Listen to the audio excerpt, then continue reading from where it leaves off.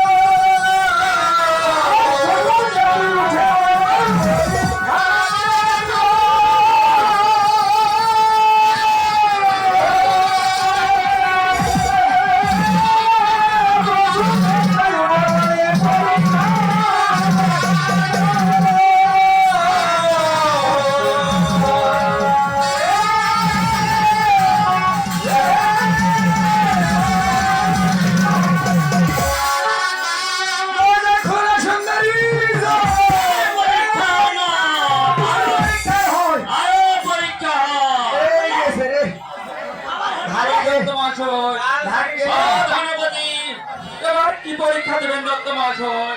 বলি ধনপতি, এবার যে পরীক্ষা দিবটা বড় কঠিন পরীক্ষা। সে এবার কেমন পরীক্ষা দত্ত মহাশয়? বলছি তুমি ভালো ভালো আমাদের লক্ষ টাকা দিয়ে বিদায় করে দে। আপনি পরীক্ষা নিয়ে বলেন দত্ত মহাশয়। বেশ, আমি তাই বলছি। এখানে এখানে একখানা জয়মণ্ডপ তৈরি করা হবে। সে জয়মণ্ডপে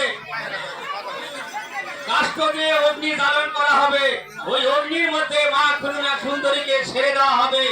মা খুলনা সুন্দরী যদি ওখান থেকে জীবিত বের হয়ে আসতে পারে, তাহলে জানিব মা খুলনা সুন্দরী সতী, আর তাহার হস্তের অন্য জল খাইব। কি হবে মানে? আপনার বউ কি পারবে? আরে আমার বউ কি মনে মনে সাগর চলাছে?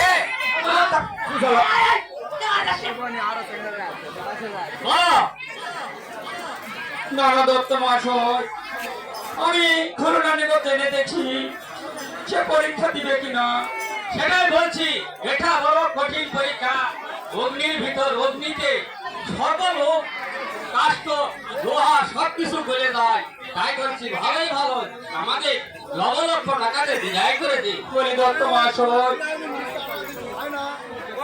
টাকাতে কখনো কমন হয় না। আমি খুলনার নিকট জেনে দেখি। বেশ, তাহলে কিন্তু আমাদের খুলনা মারা গেলে আমাদের দায়ী নাই। এই আমরা চললাম। চলেন আমরা তাই যাই।